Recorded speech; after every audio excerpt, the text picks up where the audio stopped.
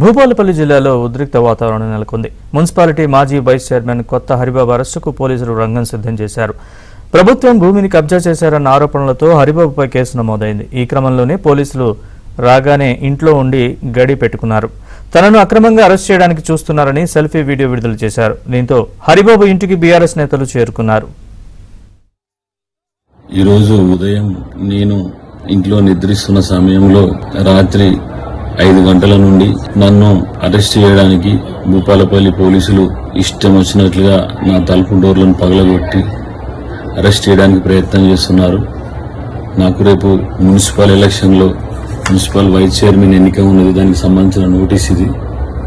Notice ఇచ్చిన తర్వాతనే arrest చేయాలని చూడడం ఎప్పటియో గతంలో శ్రీ వెంకటేశ్వర స్వామి టెంపుల్కు సంబంధించి అది అక్రమ కట్టడం అనేసిన కేసుకు సంబంధించి నన్ను అరెస్ట్ చేయాలని పోలీసులు చూస్తున్నారని తెలిసింది.